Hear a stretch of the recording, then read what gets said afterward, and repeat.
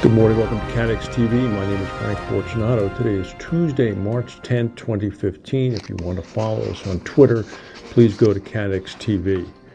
Two helicopters carrying French Olympians filming a popular European reality TV show collided with each other over a remote part of Argentina yesterday afternoon, killing 10 people.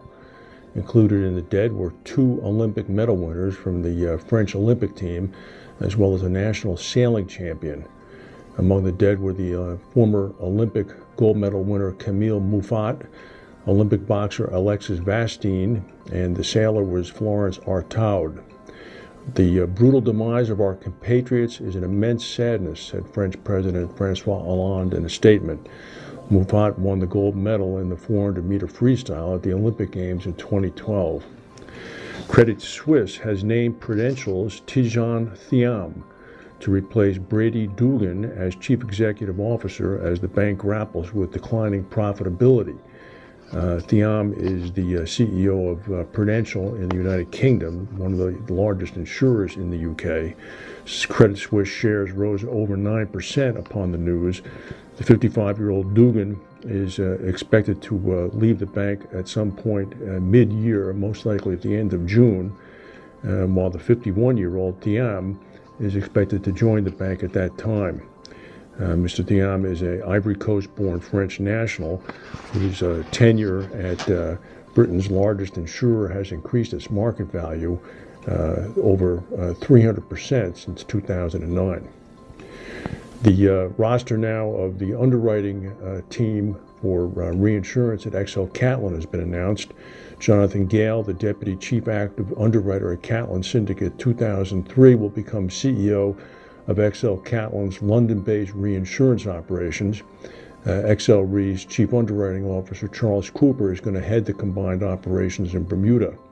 Mike McGavick also announced that the reinsurance group is going to be organized into 5 regions.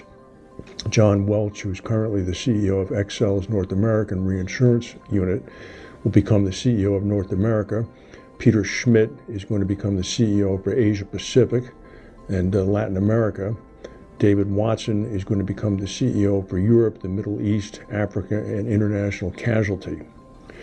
Here's interesting news. In 2013, Lightyear Capital made a 55% investment in the London broker Cooper Gay.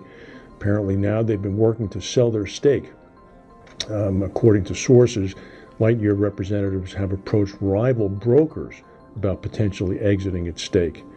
Many in the industry believe that Cooper Gay will ultimately sell its whole company to either Amwins or Aon founder Pat Ryan, as that deal would significantly increase scale in the U.S. wholesale market, where retailers are placing a premium on size.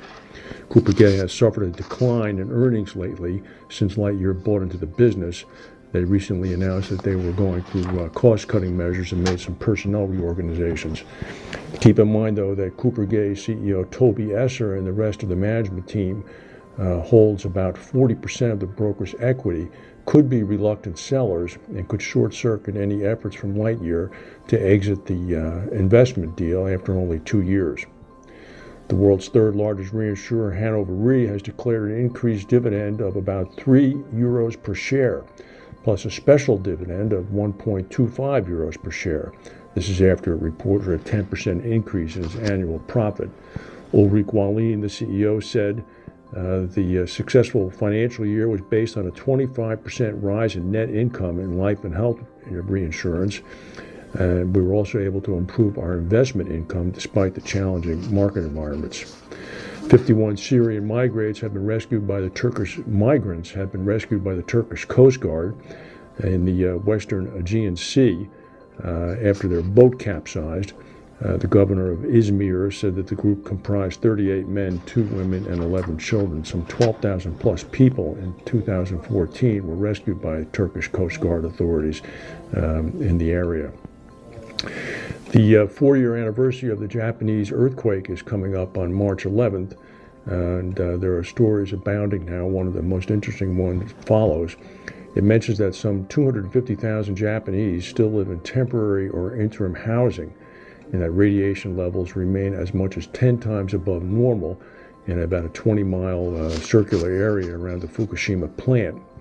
The situation is not finished at all, said a senior official in the Fukushima prefecture. We are moving ahead, but it will take another 30 years, probably more. This is going to be a long uphill battle. Some 2,600 people in Japan are still listed as missing. Much progress has been made in the past 4 years. However, much remains to be done. Apparently, thousands of cubic meters of soil, radioactive soil, have been plowed up and dumped in special areas. And as we've talked on the show before, temporary tanks for the holding of contaminated water that are cooling the reactor are being built as fast as they possibly can in order to contain the water. It's thought that many of these people will never be able to move back into the area where the nuclear reaction occurred. Here's an interesting story. About 20 years ago, 2 documents issued or written by Michelangelo were stolen from the Vatican library. This theft occurred in 1997, and for the first time over the weekend, the theft was confirmed in the Rome newspapers. Apparently, the thief has asked for 100,000 euros in return for the safe return for of the letters. The Vatican said that they were not going to pay any ransom. The missing items are a letter signed by Michelangelo as well as a document that he's believed to have written. They form a part of the large archive of Michelangelo memorabilia that the Vatican keeps. Michelangelo was the architect and engineer of the St. Peter's Basilica, as well as an accomplished sculptor and painter. Apparently, the identity of the thief is known to the Vatican. He's a former employee. Why they don't just go knock on his door is beyond me. That's the news for today. If we have any breaking news, we'll come back and tell you. Thank you for watching, and we'll see you tomorrow.